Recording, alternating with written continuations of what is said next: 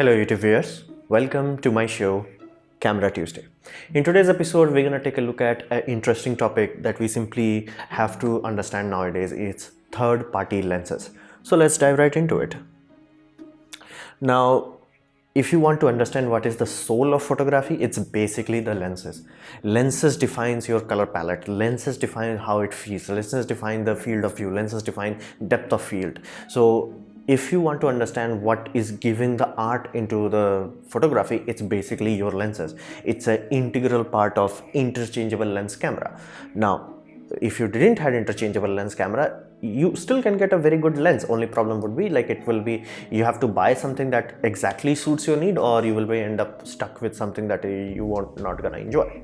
Now this mentality that lenses are very specifically tailor-made allows for a right tool for the right job. And before you buy any interchangeable lens camera system, I would urge you, please understand your own needs, what you're gonna need, and check whether those lenses are available or not. That's why I don't recommend everybody to go buy Fuji films. You can check my video out there. It's like that's the best APS-C camera, and cost wise it's pretty awesome, and nobody like Nikon, Canon, or basically Sony will release a APS-C that will beat it, simply because that will compromise their full frame system. So but again, I would not recommend to buy that. Why? Simply it does not have every single lens that you would need. Now if you are a photographer, if you are a budding photographer, if this is what you want to do in your life, as in like this is what your profession is, lenses will represent much more than in terms of your cost. Lens will represent a much larger chunk than your camera. Basically the camera body only would be very cheap. Even to give you a very simple idea, I have Canon 800D, which is not cheap by any margin. It's like 50 to 56,000. Now it might be cheaper since I have bought it 1.5 years ago. But I only put two lenses on this. So one Canon 70 to 300, basically one Canon this already costed me almost 35,000, and another Sigma 17 to 55, that's also costed me 30,000. Now as you can see, I already exceeded the money I spent on my camera body, and not to mention about memory cards and other things. So all things combined, if you are talking about finances, you need money for lenses, not for the body. And that's why if you keep hearing people say like people cannot jump system, cannot change the system or switch the system, this is what they are referring to. You might have a Nikon sports photographer who have 50-60 lakhs or hundreds of thousands worth of lenses, but body is for him like, even if somebody stole a very expensive body, is like, okay, I'll just buy a new one. So be mindful, money wise lenses matter. And lenses are the basically soul of it. Like your color palette, the color science, they don't matter that much. If you have good lens, it's gonna give a very good image. If you have a shitty lens on the best camera body you can find, you will still have a shitty lens. So lenses are the primary means of photography. So let's understand the first party lenses. Now this is how camera manufacturers make their money. Now you might be like, okay, what about the camera body? They're not supposed to make that much money out of each camera body they sell, but each lens they sell. Basically camera body to Nikon or to Canon, it's a low margin product, as in if they sell one piece of it, they will make very little amount of money. But if they sell one piece of lens, they will make a lot more money out of it. So lenses are generally what they call high margin product. That's why it's so expensive. And to make sure they support the system, to make sure they don't rechange it, that's why they make sure the lenses are very well built in terms of class, in terms of durability, and in terms of support. Now support is very crucial. Let's say you are in an Olympic event, and you can easily find there are booths of basically Nikon and Canon. So if you have a Nikon or Canon lens, they can literally let's say your lens stopped working, you can simply go there and they will give you a spare. So, and Sony also started to do this pro support basically. So camera manufacturer tries to make the most out of their lenses, not from camera body. So if the camera body says, let's say $5,000 cost, it must have costed them upwards of $4,000. But if there is a $5,000 lens, the body must have costed them upwards of, let's say, 2,000. So basically a lens is a high margin product, and if you want to follow the money trail, lenses is what making them money. So but they are not blindingly charge you. It's not like, okay, I'm just gonna charge as much as I need to. They do give you certain benefits. And be mindful, because lenses are something like you buy and invest, they don't have quick cycles. So basically, let's say this is version 2 of this lens. There is a version 1. The gap between these two lenses are more than 5 years. Generally, that's the gap, like that's the minimum that you can expect to wait. So if you are about to buy a lens that is like, let's say you bought this one, you don't have to be like, okay, I should wait for next generation. Yeah, the next generation will come after 5 years or even longer than that, because these have very slow cycles.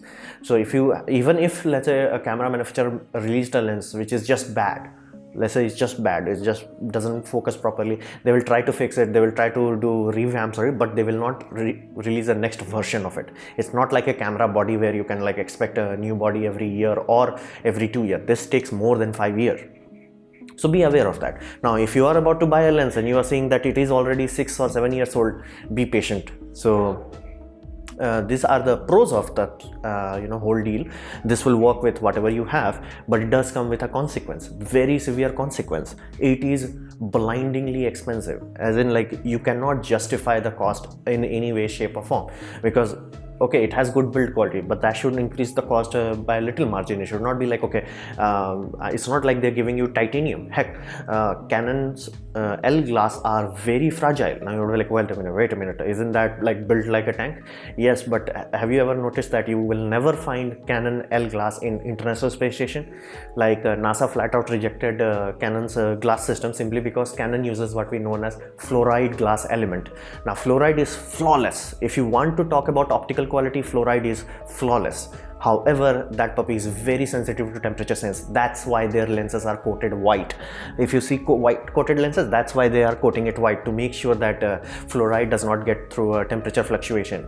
Like it, and not to mention it's very shattery kind of material. So if they put a lens in space shuttle while it's going up, yeah, the shock will shatter the lens. That's why Nikkor lenses are generally found in basically International Space Station. So be mindful. Now does not mean that L glasses are bad glasses. They are very good at what they do, but be aware of it. There is a reason why they are painting it white, not to like stand out of the crowd. They have to paint it, because if they paint it black, the temperature will change and it will crack the element. So that's why like many people find these sort of glasses very expensive. Like to give you a context, like this lens, if I bought from Sigma or Tamron, I would have spent upwards of 10,000. Now if I bought from Canon, like this is upwards of 40. So does this give me that kind of magical performance compared to those? No. So it is very expensive. It is very hard to justify. So why not everybody should not buy buy third-party lenses? One very simple reason: third-party lenses are not supported by the manufacturers. Basically, in the case of Nikon and Canon, they are reverse engineered. That's why many times you see everybody talking about USB docks. Now, what does that mean is that electronic communication between the lens and the camera body, it's proprietary. Like Canon has their own and Nikon has their own. Now, when Sigma or Tamron or Voigtlander or Ticona, they try to make their own lenses, they take their old lenses and try to figure it out how they made it. It's a reverse engineer product. Benefit is cheap. Side effect, it is cheap because they are not paying royalty for it, but the consequence is that if new model of a camera body comes out, your lenses might not work, even though it's like let's say you had a Sigma 18 to 35, basically a very popular lens, and you had Canon T3i, and you're like, oh awesome, now I'm gonna upgrade to T5i. Your lenses will stop autofocusing properly. Like it's not gonna work, but you will need to upgrade the firmware in it to make sure that it works properly, because it was not properly supported. The camera manufacturer does not support it. Now because the camera manufacturer have access to not only the whole lens data, they also know the proprietary communication. If let's say they released a new camera body that has, let's say, eye autofocus, and for that reason they have to change the autofocus algorithm. If they have a scenario where one of their own Nikkor lenses are not working, or their own L glasses is not working, they will write a patch code in the firmware of the camera itself. So if you buy the camera, you don't have to worry about anything. It's like it will work with every single first party lens. So this reverse engineering is something to be mindful of. Now Sony has opened their lens mount to almost everybody, so Sony does not have to worry about too much, but it is a very serious concern when you're talking about Canon and Nikon. Now, low quality control has always been the problem with third-party manufacturers. Now, some suffer more, some suffer less. Like Sigma has been so bad. Like there is also upgraded version of this 18 to 35, which is like from 70 to 100 or something like that. Basically, it was so bad, flat out, it did not autofocus properly because the communication wasn't working. But some people who did the YouTube reviews, they got awesome. Other people, they try to replicate it and they had terrible, because the quality control between lens, each versions of the lens is not very well managed. They can't afford to do that because Nikon and Canon are overcharging so much. They do try to give you a good deal. These puppies, like they try to do what we call corner cutting. So best place to cut corner is quality control.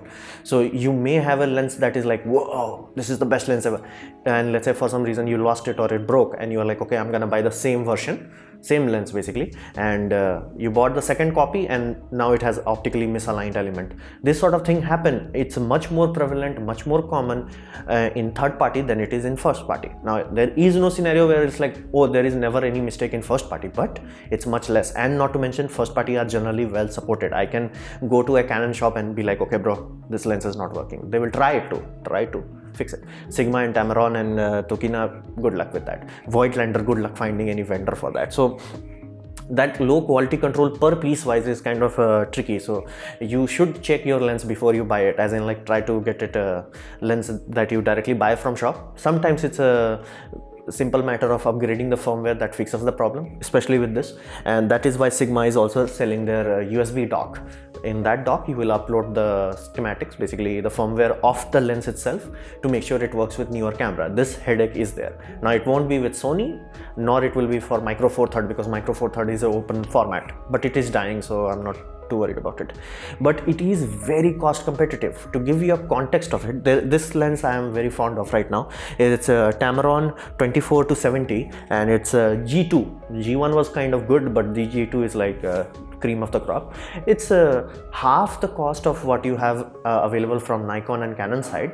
Here's the deal, this has vibration compensation, but Nikon and Canon side, they did not give you vibration compensation. So not only they are giving you a better feature, they are giving you optical performance that is almost as good as those lenses, and you are saving boatload of money while getting one extra feature. So gone are the days where third-party lenses were like, okay, this is a cheap alternate. Now they are a proper competition to first-party lenses. If they, like all these camera manufacturers, do not take notice of this, they will slowly end up taking much larger chunk of their, profitable pie. And that's why Sony flat out opened their mouth. It's like they figured out, like, if they want to make lenses, that G Master lenses that are like very expensive, not everybody is gonna buy it, and there is no point in people buying your Sony camera and putting a lens that does not work very well. It's gonna, everybody's gonna think Sony does not work well. They don't care like the lenses is third party.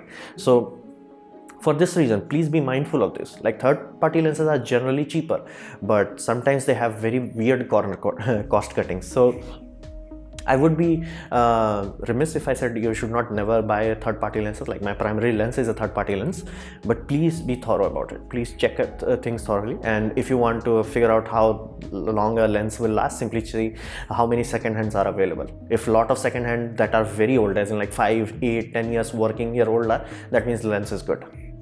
So this is a very simple understanding that I want to impart on you. It's like, just take a deep breath. Third party has a reason to be good and bad, and so is first party, good and bad. Check, basically pick your poison. So this was my presentation on third-party lenses. I hope this opened your eyes to some new opportunities, and I hope you liked it or learned from it. In that case, please leave a like, and if you didn't, don't worry about it, you can dislike it. I would urge you to leave a comment on my video, and please subscribe, share it amongst your friend, #S2T, and press the bell icon if you're free. And as always, thanks for watching.